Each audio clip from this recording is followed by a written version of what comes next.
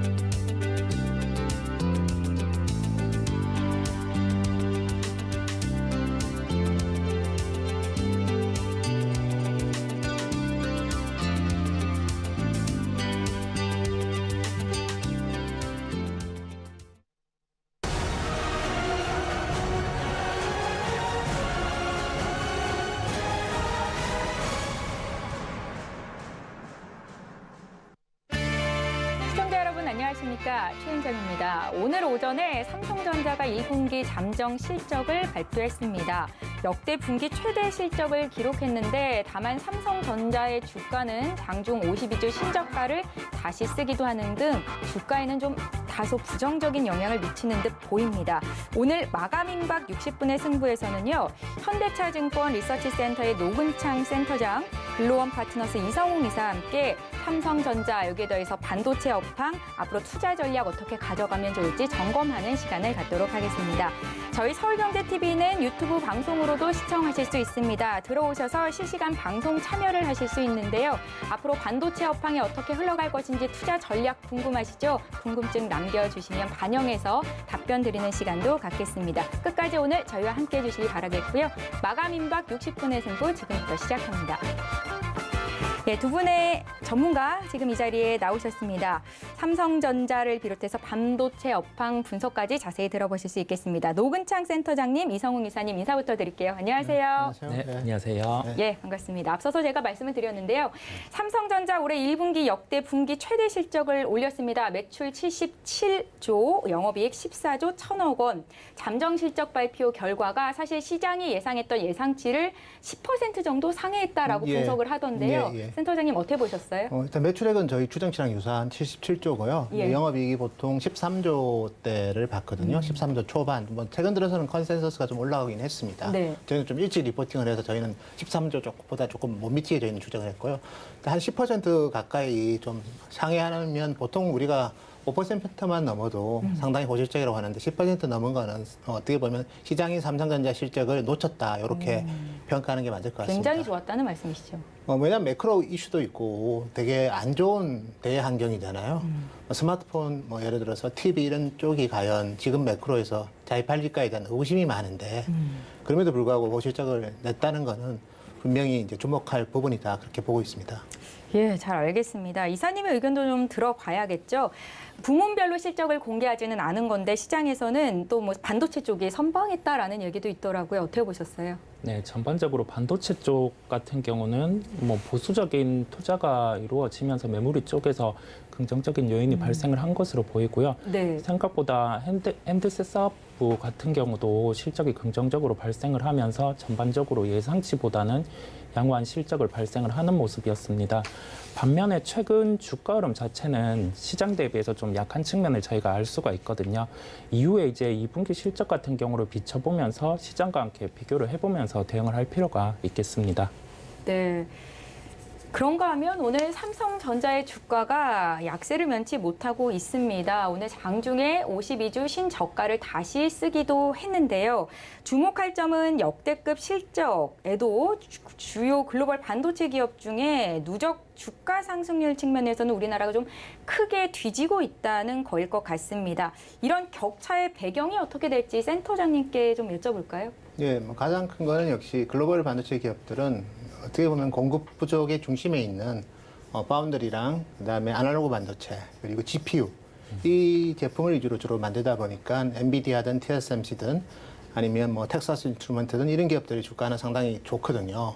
반면에 이제 삼성전자도 물론 파운드리랑 이제 비메모리 반도체도 합니다. LSI 같은 그렇지만 핵심이 되는 캐시카우는 여전히 메모리 반도체인데 메모리 반도체는 소비자 제품의 수요에 따라서 가격 변동성이 되게 크고요. 그리고 지금은 누가 보더라도 이제 글로벌하게 인플레이션이 확대가 되면 소비자들의 가처분 소득이 줄면 이제 주로 생필품을 사겠죠. 예. 그렇게 전자제품을 공격적으로 바꿀 수 있는 여력은 향후에는 줄어들 거라는 그런 불안감 때문에 밸류에이션 디스카운트가 좀 과도하게 진행되는 단계다.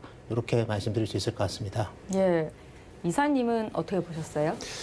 네, 아무래도 주가적인 측면에서 비춰본다고 하면은 시장 요인에서 해석을 해볼 수 있겠는데요. 네. 일단은 수급 자체가 외국인 수급 같은 경우가 지금 시장 자체로 매도가 지속이 되고 있거든요.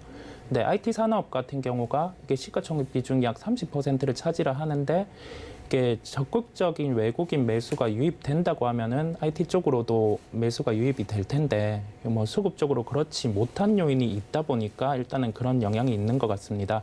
분명히 산업적으로는 사이클이 나아지고 있다는 걸 알 수가 있지만은 시장 자체의 요인으로 지금은 영향을 미치는 것으로 보이고요.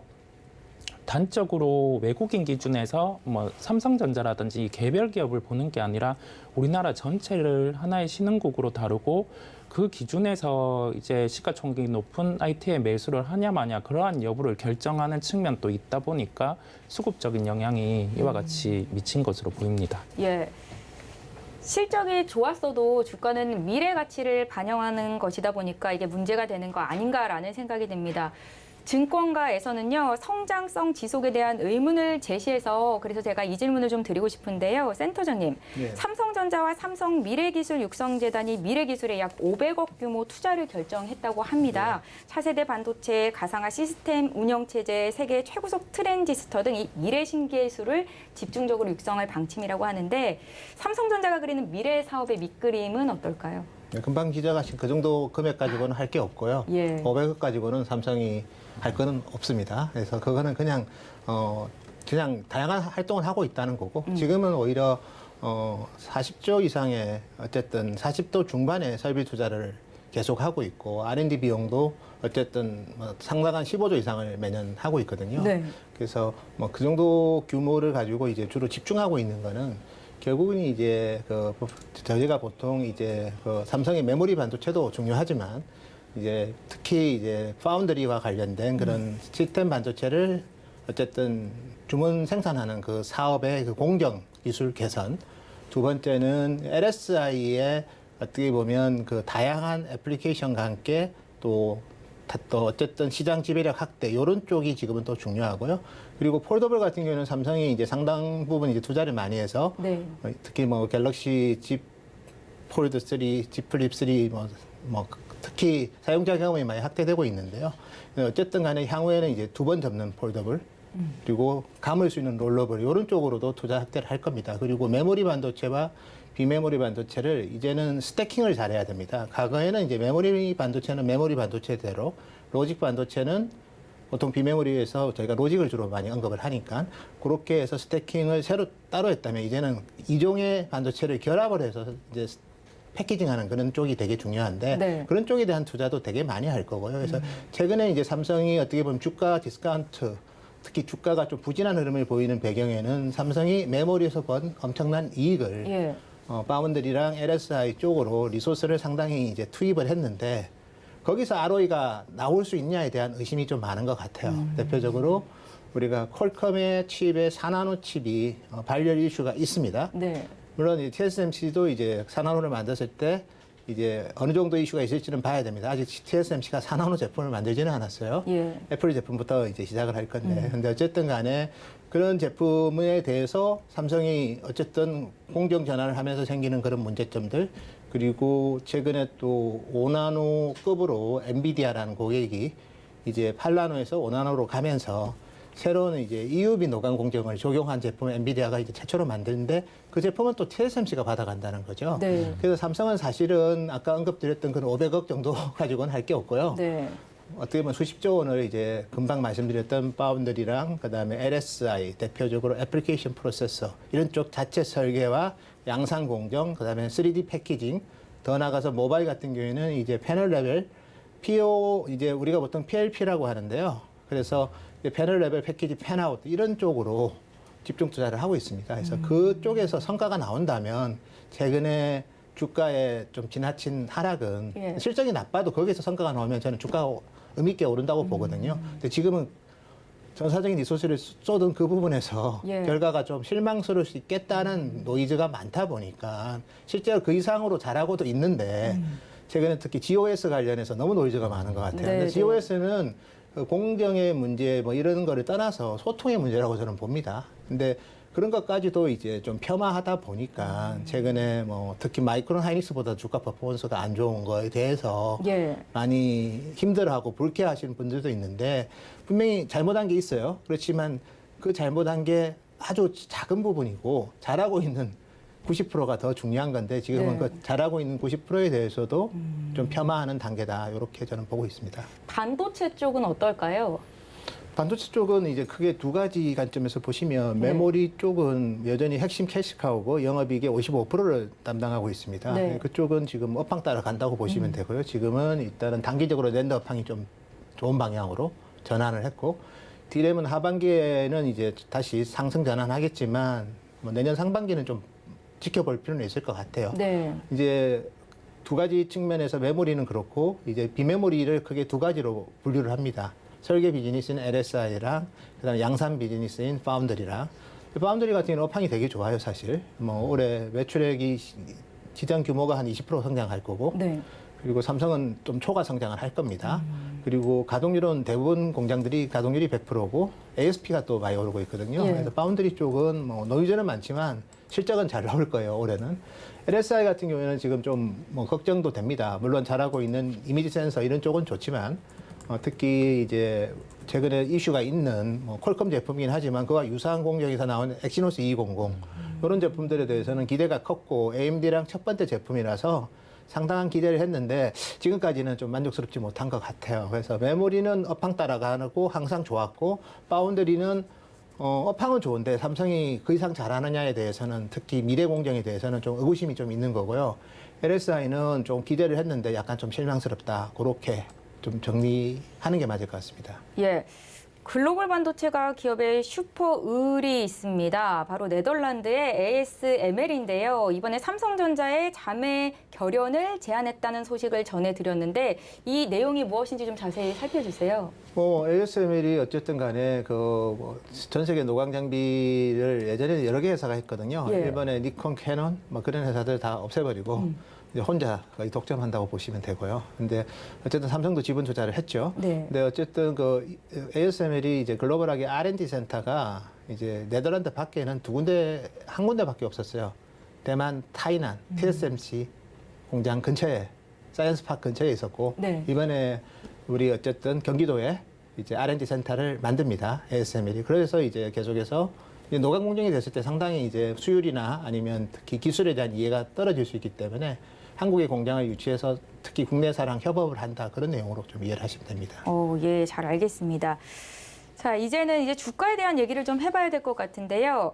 삼성전자의 실적 개선세를 두고 증권가마다 분석이 좀 엇갈리고 있습니다. 2분기 삼성전자의 주가 전망을 안내해 볼 수가 없을 것 같은데 사실 2분기, 3분기, 4분기가 좋아진다고 하면 네. 먼저 주가에 반영이 됐어야 하는 게 아닌가라는 생각도 들거든요, 이사님. 그 센터장님께서 워낙 인덱스하게 말씀을 해주셨다 예. 보니까 저는 다른 측면에서 주가에서 풀어보는 삼성전자를 말씀을 드릴 텐데요. 네. 이게 트레이딩 관점으로 접근을 한다고 하면은 서두에 말씀드린 것처럼 이제 외국인 매수의 유입 여부 그게 포인트가 되겠고요. 네. 그러한 요인 자체가 시장에 관련돼서 매도가 계속 나온다고 하면은 분기 실적이 좋다고 하더라도 계속 이러한 구간으로 갈 가능성도 높을 것으로 보입니다. 그리고 추가적으로 봤을 때 이게 삼성전자 같은 경우는 사업부가 4개다 보니까 이 부분과 관련해서 조금 심플하게 주가 상관관계가 높은 종목이라든지 그러한 지표를 본다고 하면은 그 SK 하이닉스를 비춰볼 수 있겠고요. 네. 근데 SK 하이닉스 같은 경우는 사업부가 삼성전자보다 심플하다 보니까 또 하이닉스와 주가 상관관계가 높은 지표를 함께 이렇게 보면 투자자분들이 도움이 될 수가 있습니다. 디램의 현물 가격인데 현물 가격 흐름 자체랑 SK 하이닉스 주가가 상관계수가 한 0.92 정도 되거든요. 그렇다 보니까 약간 비슷하게 흘러간다는 흐름을 저희가 체크를 할 수 있는데 네. 최근에 디램 현물 가격 자체가 이 수요 공급 논리를 다 차치하고 조금 빠지고 있는 경향이 있거든요. 그렇다 보니까 단적으로 전문적으로 수요나 공급의 그런 사이드에서 어떤 변수가 있을 때 다시금 이 가격이 반등이 나올 텐데 투자자분들이 이러한 그 현물 가격의 반등이 나오는 시점과 함께 삼성전자를 매수하거나 그렇게 대응을 하시면 될 것 같습니다. 이미 가지고 있는 분들은 그러면 계속 가지고 있어도 되는 겁니까? 네, 그게 참 판단을 하기가 모호할 수 있는데 네. 이게 고점 매수에 대한 그 가격 같은 경우가 있잖아요. 저희가 명확하게 이게 그 특정 가격 이상에 샀다? 그러한 구간이 있을 수 있는데 그런 점을 모두 차치하고 현재 구간에서 단적으로 그 삼성전자의 그런 사업부의 실적 그리고 다음 분기의 실적을 비추어 봤을 때는 이제는 다시금 추가적인 접근 가능한 구간을 기다리면서 대응을 한다고 생각을 하시면 될 것 같아요. 예, 센터장님께도 여쭤볼게요. 2분기 삼성전자 주가 전망 어떻게 하시는지 투자 전략 관점에서 좀 봐주십시오. 사실은 이제 밸류에이션상 보면 저기 있는 지표는 EPS가 3,800원 아마 작년 실적 기준일 거고요. 올해 기준으로는 한 7,500원 정도 됩니다. 그러면 예. 이제 PER로 보면 이제 9배이기 때문에 상당히 저희가 이제 밸류에이션을 평가할 때 낮은 영역으로 들어온 건 분명한 것 같고요. PBR 같은 경우에도 1.4배니까 TSMC가 7배거든요. 그러니까 예. 상당히 좀 많이 할인을 받고 있죠. 그래서 저는 사실 어떤 기간의 주가 예측은 상당히 어려운 국면이 있습니다. 왜냐하면 미국이 금리 인상을 좀 더 빅스텝을 해버리면 위험 자산을 줄일 거고 네. 지적하신 대로 신흥국 주식을 줄이면 삼성전자가 아무리 싸 보여도 주식을 팔면서 같이 팔게 되는 거거든요. 그래서 그런 부분에서 이제 매크로 이슈가 지금은 워낙 이제 많은 영향을 주는 국면이기 때문에 섣불리 얘기해 드리긴 그렇지만 지금 주가 국면은 과거 평균보다 또 실적이 좋아지기 시작한 성장 국면에서 받는 밸류에이션이랑 비교해 본다면 상당히 낮은 국면에 있다. 이렇게 저는 좀 설명드리고 싶습니다. 예, 매크로 변수가 관건이기는 한데 삼성전자의 주가는 굉장히 매력적이다. 네, 라는 그렇게. 말씀이시잖아요. 예. PBR로 보나 PER로 예, 보나. 그렇습니다. 예. 그러면 지금 자리는 좀 담아야 할 자리군요. 저는 시간을 보고 담아야 될 것 같아요. 시간이 급한 분들은 조금 더 지켜보셔도 되고 네네. 나는 정말 여유가 있으시다. 나는 시간 얼마든지 기다릴 수 있어. 그런 분들은 네. 저는 괜찮은 가격대라고 봅니다. 예, 잘 알겠습니다. 이번에는 SK 하이닉스에 대한 질문을 좀 들어볼까요? 약 11조 원을 투자해서 인텔을 품은 SK 하이닉스, 최근 두 회사의 첫 합작품이 발표가 됐습니다. 양사의 시너지로 향후 전망도 더 기대된다라는 리포트들도 있는데요. 1분기 실적 하이닉스는 어떨까요? 하이닉스도 지금 마이크론이 워낙 실적이 좋고 예. 삼성까지도 아마 반도체가 8조 이상은 났을 거고, 그럼 하이닉스를 저희가 2.8조 저는 추정을 했는데 조심스럽게 훨씬 좋지 않을까, 3조 이상은 나오지 않았을까 그래 보고 있습니다. 그래서 하이닉스 실적도 1분기는 양호하고요. 중요한 거는 이제 하이닉스도 이제 낸드 사업이 특히 솔리다임이라는 인텔의 SSD 비즈니스를 인수를 했고요. 이제 올해 1분기부터 연결 실적이 잡힙니다. 낸드 가격이 오를 때 인수를 했기 때문에 예. 아마도 실적의 긍정적 효과는 좀 더 높지 않을까. 금방 이제 질문이 두 회사 간에 예. 시너지가 어떻게 있을까. 이제 결국 이제 이것도 운빨이거든요. 낸드 가격이 하락할 때 인수해서 실적이 나오면 뭔가 실적에는 좀 부정적인 게 많을 거고, 물론 네네. 이번에는 일회성 비용은 좀 있는 것 같아요. 그래서 바로 그 좋아지는 게 그대로 다 투영되지는 않겠지만 2분기부터는 이제 그런 부분도 줄면서 낸드 업황 좋아지는 거에 좀 수혜를 받을 것 같고요. 그래서 부업원에서 말씀드린다면 그 낸드 제품은 이제 지금까지는 스마트폰하고 이제 태블릿 PC 이런 모바일 쪽이 중요했고요. 네. 한 40%가 그쪽이었고, 그다음에 노트북이 이제 한 20% 중반이었거든요. 근데 지금은 이제 서버가 되게 중요해집니다. 서버가 전체 낸드 수요의 한 20%에서 향후 3년 뒤에는 30%까지 올라가고요. 전체 낸드 수요에. 예. 근데 서버에 들어가는 핵심이 이제 낸드도 있지만 속도를 맞춰주고 읽기 쓰기를 컨트롤하는 컨트롤 IC가 되게 중요해요. 근데 그 시장에서 데이터 센터에 들어가는 서버용 컨트롤 IC 시장은 삼성전자가 시장 점유율이 70%고요. 예. 인텔이 30%였어요. 하이닉스는 그거 없이 영혼 없는 낸드 제품만 팔았던 거죠. 네. 근데 이제 솔리다임이 인수했기 때문에 영혼을 갖고 솔루션 제품을 팔 수 있지 않을까. 아. 그런 부분에서 저는 의미 있는 실적은 시간이 갈수록 더 나오지 않을까 보고 있습니다. 예. SK 하이닉스도 그러면은 좀 길게 봤을 때 지금 시점에 매수도 가능하다 이렇게 보시는 건가요, 센터장님? 저는 원래 하이닉스는 이제 PBR이 한 배가 보통 아무리 업황이 나빠도 한 배에서는 반등을 해요. 예. 근데 올해 BPS가 한 10만 원 정도 됩니다. 하이닉스가. 근데 지금은 이제 한 배를 좀 넘긴 했지만 이제 작년에 이제 그 겨울이 온다고 해가지고 예. 한 배를 깼죠, 올해 기준으로. 그래서 9만 원까지 갔지만 올해가 이제 왔기 때문에 올해 기준 BPS 10만 원보다는 좀 높은 수준에서, 어차피 겨울 안 오는 거는 이제 하긴 했잖아요. 예. 그러니까 이제 PBR 1.1배 정도에서 좀 저는 지지를 받지 않을까 그래 보고 있습니다. 예.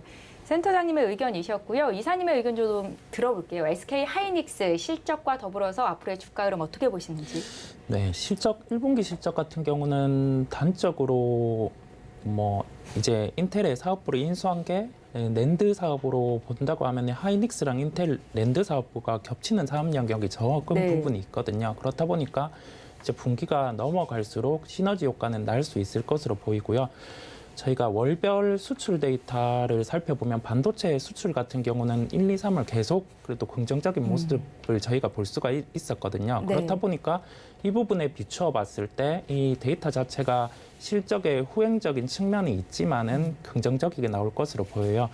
다만 이제 낸드 가격 측면에서 이게 재고 손실이 일부 발생을 할 수 있겠지만은 이러한 부분 자체는 가격이 상승한다고 하면은 다음 분기에 다시금 그런 긍정적인 요인이 있다 보니까 1분기 실적 자체에 크게 초점을 맞추기보다는 다음 분기가 더욱 좋아질 수 있는 환경이 펼쳐졌다고 보입니다. 역시 긍정적인 의견이신 거죠? 네네. 예, 잘 알겠습니다. 두 분께 SK 하이닉스 앞으로의 업황이 어떨지에 대한 의견도 함께 여쭤봤습니다. 미국과 유럽은 최근 반도체 아시아 의존도를 낮추기 위해서 노력하고 있습니다. 범정부 차원의 대대적인 투자를 하고 있는 건데요. 국내 기업은 이러한 악조건 속에서 경쟁력을 갖추기 위해서 어떤 성장 동력을 마련해야 한다라는 목소리가 높은데 노근창 센터장님께 여쭤볼까요? 저희 국내도 작년에 이제 산통부에서 K벨트라고 해서, 우리 코리아 K벨트라고 해서 예. 이제 되게 좀 더 입체적인 지원을 하려고 하고 있고요.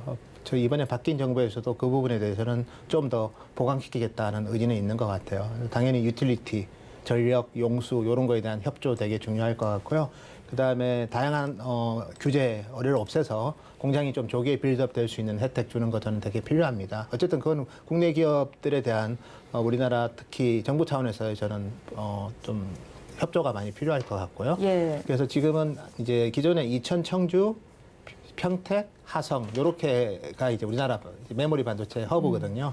앞으로는 용인하고 안성까지 이제 추가가 돼서 특히 청주에는 또 비메모리 쪽도 우리가 파운드리 쪽도 좀 더 보강이 되기 때문에 그런 지역 위주로 해서 조금 더 아마 투자 유치와 세제 혜택 이런 부분을 좀 많이 제공을 해야 될 것 같습니다. 그리고 국내 기업 같은 경우도 삼성도 어쨌든 미국 텍사스 테일러시에 이번에 어쨌든 신규 공장을 짓고 그 부분은 미국 정부로부터도 좀 뭔가 혜택을 당연히 받아야 된다고 보고 있고요. 다양한 주정부의 혜택은 분명히 있습니다. 중국 같은 경우에는 어차피 삼성이 시안에 두 번째 공장은 다 지었기 때문에 그 부분은 이제 추가적으로 언제 지을지는 좀 봐야 될 것 같고요. 하이닉스는 어쨌든 인텔의 대련, 중국 대련 공장을 이제 2025년까지 완전히 인수를 할 겁니다. 네. 그리고 디램 쪽에서는 우시, 그다음에 우시의 파운드리 8인치 이렇게 우리나라 기업들도 물론 이제 중국 말고 다른 지역으로 가야 되는데 미국은 어쨌든 삼성이 가 있고 근데 유럽하고 미국 이렇게 보셔야 돼요. 그쪽에 공장을 짓는 게 한국 기업한테 이롭지는 않아요. 원가 면에서는. 네. 네, 그렇지만 이건 정치적 이슈이잖아요. 그러니까 정치적 이슈에 맞춰서 갈 만한지 안 한지는 그건 기업이 판단하는 거고. 근데 미국은 당연히 가는 게 맞는 거고요. 유럽은 사실 아날로그 반도체 쪽이거든요. 아날로그 반도체인 자동차 반도체. 예. 아니면 산업용 반도체를 파운드리를 해야 되는데 삼성이 그쪽에 경쟁력이 있지는 않습니다. 사실은. 네, 그런 차원에서 보면. 삼성의 그 자동차 반도체 비중이 그렇게 크지는 않은가요? 하긴 하는데요. 주로 자동차에 들어가는 로직 프로세서를 해요. 예. 자동차 반도체도 아날로그 반도체가 있고 로직 반도체가 있는데 삼성은 주로 로직을 하기 때문에 유럽계가 강한 아날로그 반도체랑은 사실 영역이 겹치지는 않습니다. 네. 물론 일부 하고는 있지만 그래도 의미 있는 성과를 내려면 좀 시행착오가 많이 필요할 것 같고요. 그런 차원에서 본다면 유럽 쪽에 굳이 갈 이유는 없는 것 같아요. 다만 인텔은 파운드리를 이제 새로운 비즈니스로 발표를 했기 때문에 네. 미국에서도 비즈니스를 하지만 유럽에서도 하면서 뭔가 자기들이 좀 뭔가 보여주고 싶은 것도 있고 두 번째는 또 파운드리를 처음 하는데 대충 하고 싶지는 않은 것 같긴 해요. 그래서 그런 차원에서 조금은 쇼맨십이 좀 강화된 액션인 거고 TSMC도 사실 유럽에 공장은 없거든요. 네. 그래서 그런 차원에서 원래 반도체 공장은 아시아에 있는 게 제일 효율적입니다. 왜냐하면 완제품 공장이 다 아시아에 있고요. 두 번째는 패키징 회사들이 다 아시아에 있어요. 예. 반도체 웨이퍼를 비행기 타고 왔다 갔다 하는 것보다 여기서 턴키로 다 하는 게 제일 비용 면에서도 효율적이겠죠. 효율적이죠. 그렇습니다. 예, 알겠습니다. 센터장님께서 반도체 전문가셔서 저희가 좀 집중적인 질문을 드리고 있는데요. 한 가지만 더 여쭤볼게요. 최근 반도체용 냉각수를 생산하는 3M의 벨기에 공장이 항공 규제 영향으로 폐쇄됐다고 합니다. 한국의 반도체 제조사는 대부분 3M 냉각수를 사용하고 있는데 국내 기업에는 이게 또 어떤 영향이 있을지. 당연히 뭐 영향이 있고요. 예. 우크라이나 내연가스 가지고도 처음에 얘기가 많았죠. 근데 뭐 국내 기업들 다 3개월에서 6개월 정도 갖고 있습니다. 예. 냉각수도 뭐 예를 들어서 재고는 한 3개월에서 6개월 갖고 있어요. 그리고 3M이 또 그 어쨌든 벨기에만 공장이 있는 건 아니고 다른 지역에도 있긴 한데 그쪽 비중이 큰 거죠. 네네. 근데 어쨌든 이제 제가 드릴 수 있는 얘기는 3개월에서 6개월의 시간이 되게 짧을 수도 있지만 대비 이미 이온화가 돼 있기 때문에 좀 소스를 좀 확대할 수 있는 시간으로는 부족하지는 않고요. 두 번째는 우리나라 기업은 이미 수출 규제, 일본의 수출 규제를 2019년에 경험하면서 특정 국가의 디펜던시가 높은 거에 대한 리스크를 너무 잘 알아요. 예. 그래서 그걸 다변화시켰거나 아니면 그 머티리얼을 조금만 써도 되게 하는 그런 솔루션들도 많이 좀 플랜들이 많이 있습니다. 그래서 그 부분에 대해서는 아직은 그냥 심각하게 볼 단계는 아니다. 그렇게 말씀드리겠습니다. 예, 잘 알겠습니다. 이제 이사님의 의견 좀 여쭤봐야겠죠. 증권가 일각에서는 이 삼성전자와 SK 하이닉스의 목표가를 하향 조정하기도 하더라고요. 그런데 상향 조정하는 증권사도 분명히 있기는 합니다. 그래서 이거 의견이 좀 엇갈리고 있는데 앞으로 삼성전자나 SK 하이닉스 주가 개선을 위해서 터닝 포인트는 어디에 두면 좋겠습니까? 터닝 포인트 자체가 어떻게 보면 시장 측면에서 살펴본다고 하면은 현재 그러니까 경기 사이클의 파악이 중요하겠고요. 예. 왜냐하면은 이제 하반기에 워낙 변수가 많다는 얘기가 많잖아요. 물가 자체도 좀 저희가 레인지보다 이상으로 가 있는 단계도 있고 외부 변수 자체도 발생을 했다 보니까 우리나라 자체도 뭐 예상 실적 대비해서 산업들이 그리고 IT 업종이 어느 정도의 실적이 나올지 여부를 크게 뭐 갈팡질팡하는 것 같아요. 예. 전체적인 데이터 자체라든지 그다음에 밸류에이션 측면에서는 매력적인 구간에 있는데 불확실성에 대해서도 한번 고려를 해보는 점이 있을 것 같고요.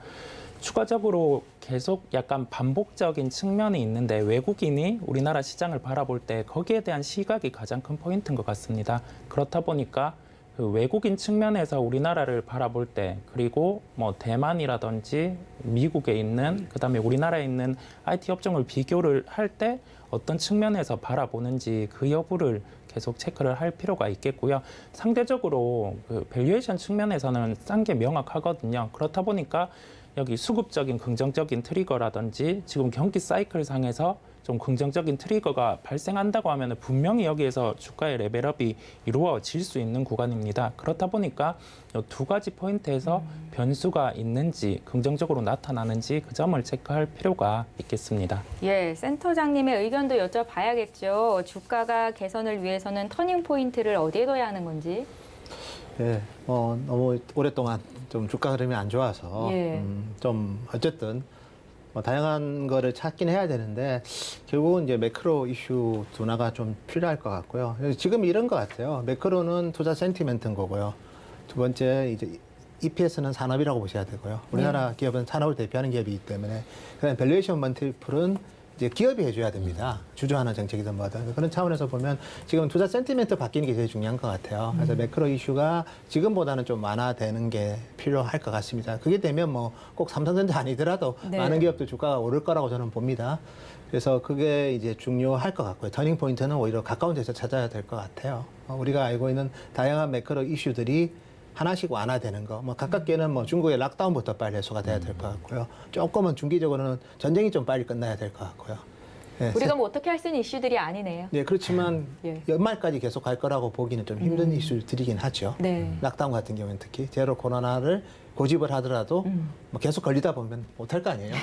그래서 그런 거고요. 집단 면역이 생겨버리면. 예, 예. 산업은 뭐 저희가 봤을 때 매크로 때문에 산업이 영향을 받지만 아직까지는 가격 전가력이 있는 기업들이기 때문에 어느 정도는 매크로 이슈를 상대적으로는 뭐 그렇다고 매크로 나쁜 때 막 계속 좋을 수는 없지만 약간은 좀 초과 성장할 수 있는 그 정도의 능력은 되는 산업이고 기업이라고 저는 봅니다. 그래서 실적은 아마 오늘처럼 계속 괜찮은 실적들이 네. 아마 나올 거예요. 이제 그 부분은 이제 계속 괜찮은 실적이 자꾸 나오다 보면 주가가 처음에는 무반응하다 어느 시점에는 반응을 하거든요. 그래서 어쨌든 그런 부분들은 있고 이제 세 번째는 이제 결국 이제 회사의 멀티플을 높여줄 수 있는 그러면 이제 첫째는 회사가 직접 하는 게 있고 아니면 회사가 직접 주주들한테 도움을 주는 방법들이 있겠죠. 뭐 자사주를 소각하거나 예. 주주하는 정책을 강화하는 액션이 있을 수 있고. 근데 M&A 같은 경우는 저는 좀 쉽지는 않을 것 같아요. 당장은. 왜냐하면 특히 의미 있는 M&A는 쉽지 않은 게 국가별 보호무역이 너무 강하기 때문에 핵심 기업들을 그렇게 쉽게 주지는 예. 않을 겁니다. 그래서 그거는 아닐 것 같고요. 그래서 그런 부분에 대한 것들은 또 회사가 좀 잘 고민해야 되고, 그다음에 삼성 같은 경우도 그렇고 하이닉스는 이제 단순한 산업이 아니라 자기들이 준비했던 미래 성장 동력에서 이제는 가시성이 좀 보여야 돼요. 의미 있는 결과물. 삼성은 이제 파운드리 선단 공정에서의 가시적인 거래선들 뺏기지 말고 예. 찾아와야 돼요. 두 번째 하이닉스 같은 경우는 아까 지적했던 솔리다인가의 그 첫 번째 프로덕이 나왔지만 그게 확산이 돼서 이제 클라우드 사업자한테 좀 선호하는 솔루션이 돼야 됩니다. 그게 되면 아마 밸류에이션 멀티플이 좀 바뀔 거예요. 멀티플은 그런 시간이 필요한 멀티플이 있는 거고 예. 단기적으로 당장 할 수 있는 멀티플 상승 방법은 주주하는 정책 강화 뭐 이런 것들이거든요. 그래서 그런 것들이 종합되면 빨리 반등할 거고요. 그런 게 천천히 되면 천천히 반등하지 않을까 그래 보고 있습니다. 삼성전자 주가의 약세가 여타 중소형주 IT의 약세로 이어지지는 않겠죠. 뭐 영향이 많이 영향은 있을까요? 있을 수 있죠. 근데 그 영향의 강도는 시간이 갈수록 약해질 거예요. 예. 왜냐하면 주식시장에 어쨌든 돈이 남아 있잖아요. 근데 삼성전자가 안 되면 다른 거로 초과 수익을 얻으려고 할 겁니다. 근데 삼성전자를 보면 실적은 잘 나오잖아요. 네. 주가만 안 되는 거잖아요. 예, 예. 그럼 실적이 좋다는 건 그 실적의 아랫단에 있는 다운스트림에 있는 기업들은 실적이 좋을 거 아니에요. 그럼 그런 기업들은 주가가 반응을 하겠죠. 근데 이제 큰 그림에서는 그래도 너무 이제 주식이 안 되면 예. 중소형주도 사실은 좀 힘들 수는 있는데 유동성이 보강되고 그다음에 지금의 주식시장의 조정이 뭐 상반기 내에 끝난다면 제가 봤을 때는 수급적으로 삼성전자보다는 중소형주에 조금 기회 요인이 있을 거고 그러면 뭐 소부장이나 이런 쪽에 기회가 좀 있을 수는 있는데 네. 다만 이제 그쪽도 좀 잘 점검해서 봐야 되는 게 소보장이 같은 방향으로 같이 늘 업황이 좋지는 않거든요. 네. 설비 투자를 많이 하면 장비가 좋을 거고 설비 투자가 충분히 됐다고 싶으면 소재가 좋을 거예요. 그때부터는 본격적으로 공장이 가동될 거고 그다음에 부품 같은 경우에는 테크놀로지 체인지일 때 좀 좋은 수혜들을 보죠. DDR5로 가거나 아니면 뭐 최근 들어서 좀 말 많은 거는 이제 전부 다 이제 ABF라고 해서 아지노모토 이제 베이스 필름이라고 해서 그런 프리치 BJ라는 게 지금까지는 주로 PC향에만 들어갔다면 네. 최근 들어서는 특히 데이터 센터든 자동차든 이런 쪽으로도 많이 확대가 되거든요. 그래서 그런 식으로 테크놀로지 체인지가 있거나 그런 거에 따라서 좀 다 다르기 때문에 이제 일반적으로 그냥 탑다운보다는 바텀업에서 기회 요인을 찾되 가장 중요한 전제 조건은 삼성 하이닉스의 실적이 오케이인지를 점검해야 된다. 근데 아직까지 주가가 안 되는 거지 네. 실적은 좋거든요. 그리고 앞으로도 좀 더 좋아질 것 같고 그런 차원에서 조금 중소형주를 접근하는 전략은 유효할 것 같습니다. 예, 국내 중소형주 IT주에 대한 이사님의 의견도 좀 여쭤볼게요. 네, 삼성전자의 비용에 따라서 갈린다는 측면도 있는 것 같아요. 네. 역으로 또 어떻게 다른 측면에서 보면 삼성전자의 실적이 비용을 많이 써서 안 좋게 나온다고 하면은 그 비용 측면에서는 뭐 중소형주 같은 경우에는 긍정적인 요인과 연결을 해볼 수 있거든요. 네. 그게 뭐 아주 심플한 요인이기는 한데 그러한 부분에서는 또 긍정적인 요인도 있을 수 있다 보니까 저희가 살펴봐야 하겠고요.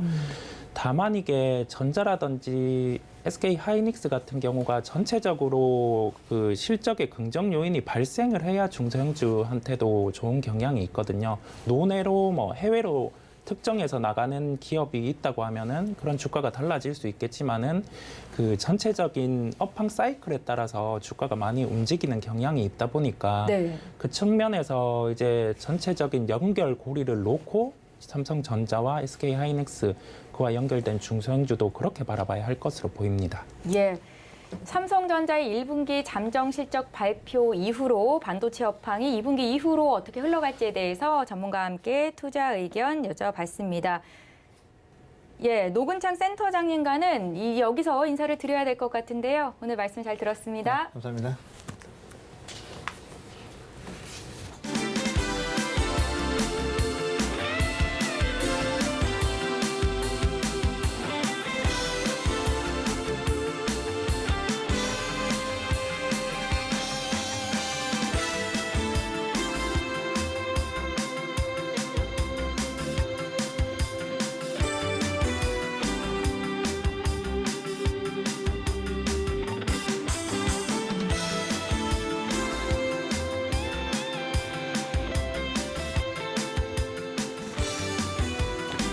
예, 코스피 지수 살펴보시죠. 오늘 마감 임박했고 동시호가 상황 보고 계십니다. 코스피 지수 1.21% 내리면서 2,702포인트 선에서 거래를 마칠 것으로 예상되고 있습니다.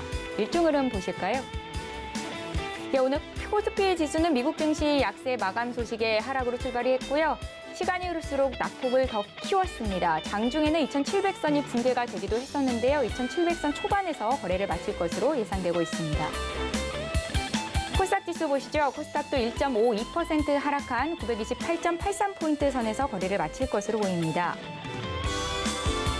일중 흐름도 보시죠. 역시 코스닥 쪽에서도 낙폭이 계속해서 커진 상황이었고요. 코스닥 지수는 928포인트 선 거래를 마칠 것으로 보입니다.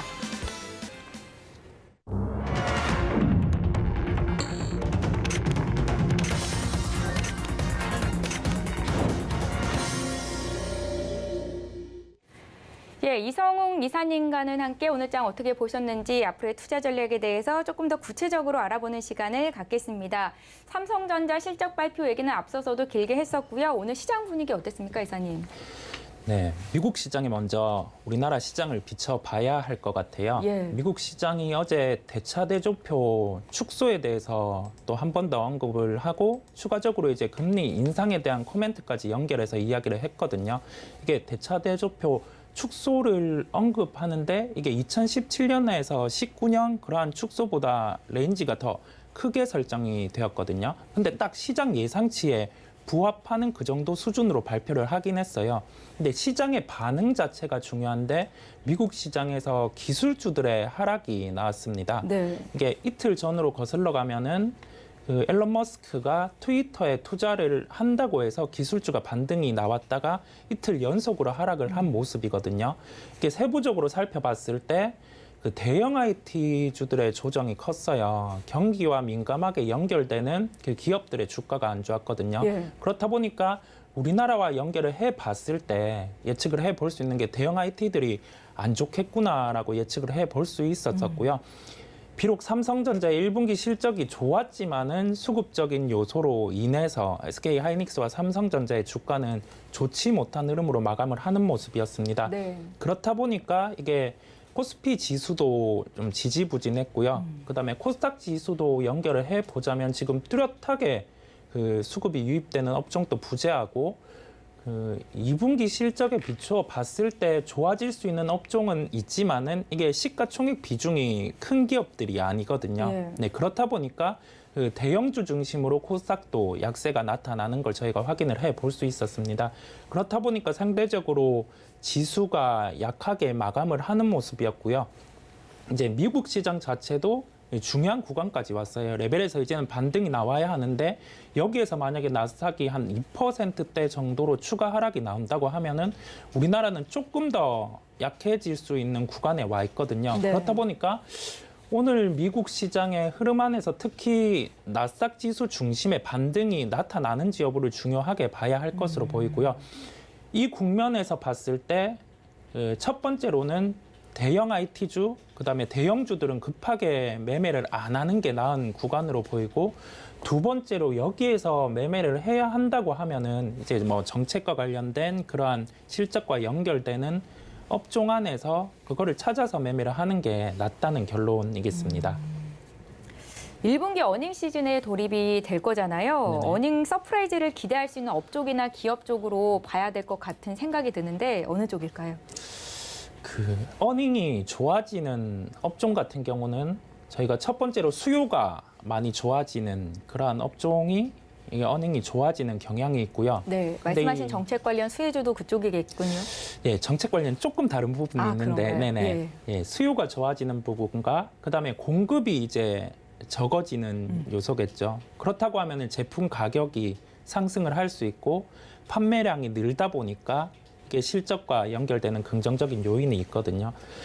첫 번째로 그 의료업종 같은 경우가 최근에 원재료 가격 같은 경우도 상승을 하는 국면이 있지만은 빠르게 제품 가격에 전가가 네. 되면서 긍정적인 실적 요인이 있고요. 네. 특히 미국 쪽의 사이클 중에서 이게 소매 판매라든지 아니면은 의류 재고 이 부분에서 그 역대적으로 특히 의류 재고가 최저치 수준에 있거든요.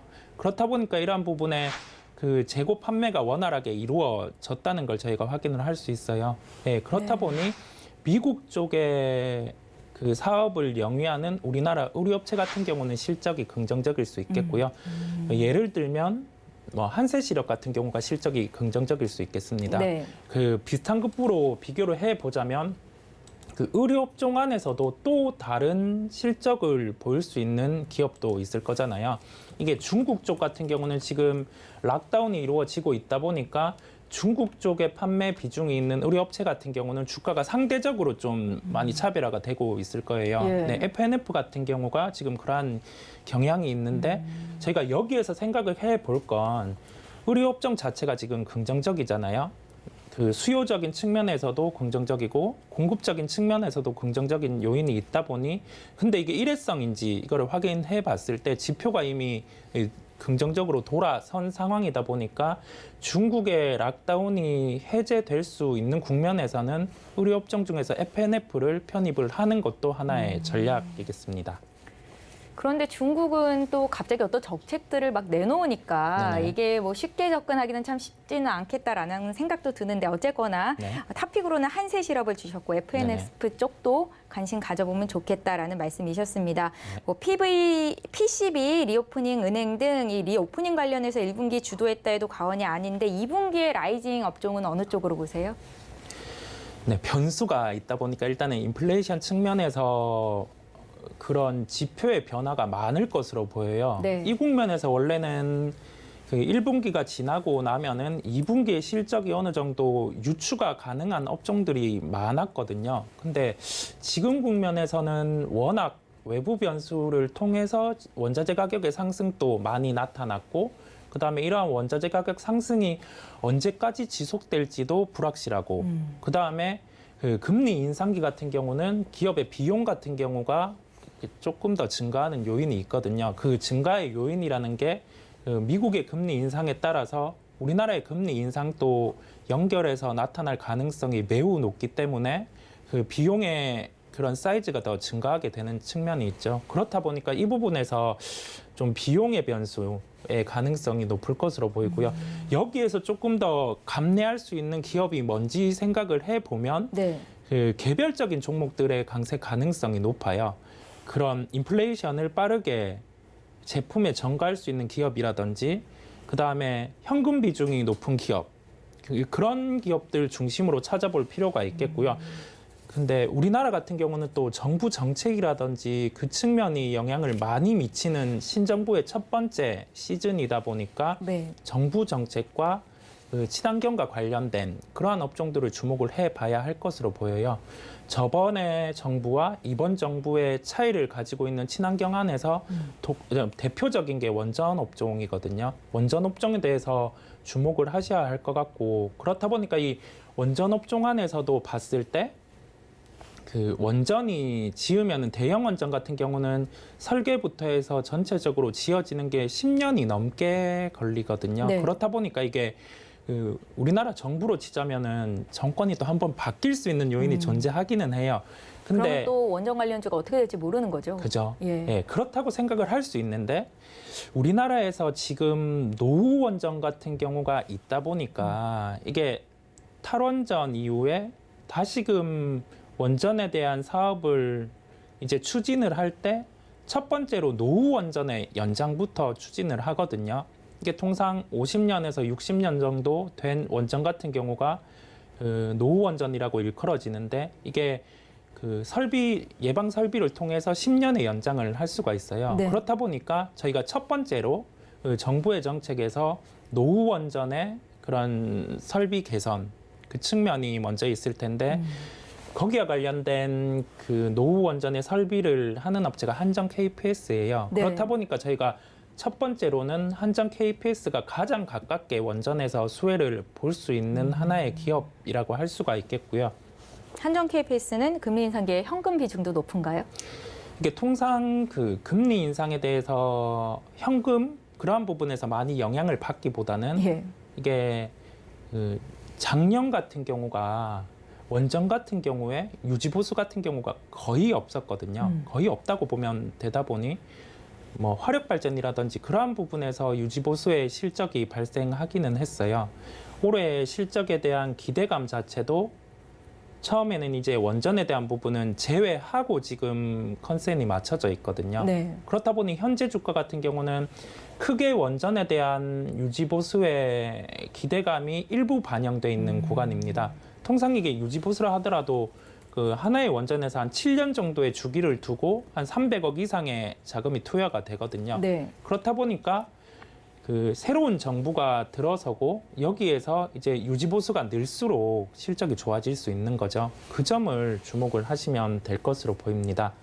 그리고 추가적으로 그 대형 원전 같은 경우는 짓는데 이게 한 10년이 걸리고, 그 다음에 위험성도 있잖아요.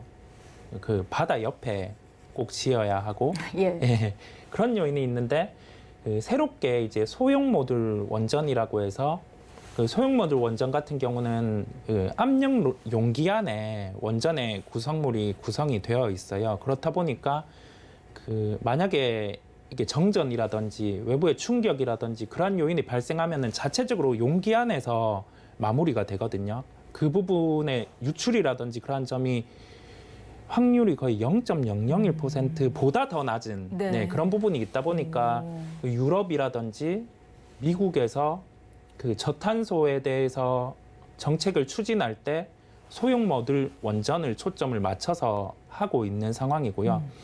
근데 이 소형 모듈 원전을 하는 그 기업이 미국의 뉴스케일이라고 있거든요. 뉴스케일 파워라는 기업이 있는데 이 기업의 지분 투자를 한 게 두산중공업입니다. 네. 근데 이게 단적으로 지분 투자만 한다고 해서 좋은 건 아니잖아요. 물론 좋은 기업에 지분 투자를 해서 지분법 측면에서 이익을 보는 것도 하나의 긍정적인 요인이겠지만은 그 지분 투자를 하면서 미국의 뉴스케일 파워가 글로벌적으로 소형 모듈 원전에 대한 수주를 받는다면 이게 두산중공업이 여기에 대해서 특정 부분의 수주를 함께 받게 되는 구조거든요. 그렇다 보니까 여기에서 이제 실적이 좋아질 수 있는 요인이 있는 거죠. 예, 결론적으로 이제 한전 KPS와 두산중공업을 관심권으로 두고 살펴볼 필요가 있다는 결론입니다. 예, 잘 알겠습니다. 이렇게 해서 글로원 파트너스의 이성웅 이사와 앞으로 투자 전략 어느 쪽으로 관심 가져보면 좋을지까지 의견을 들어봤습니다. 오늘 고생 많이 하셨습니다. 고맙습니다. 네, 감사합니다. 예, 저희가 준비한 소식은 여기까지입니다. 저희 방송에서 제공하고 있는 정보는 투자 판단에 대한 전문가들의 조언입니다. 해당 주식의 가치나 수익률을 보장하고 있지는 않다는 점 기억하시고요. 참고로 서울경제TV와 서울경제신문은 당사의 브랜드입니다. 서울경제증권TV와는 무관하며 유사 사칭에 주의하시기 바랍니다. 오늘 주식이 많이 빠져서 고생 많이 하셨을 텐데요. 마음 잘 추스르시고요. 저희는 내일 이 시간에 다시 오겠습니다. 마감 임박 60분의 승부 여기서 마칩니다. 고맙습니다.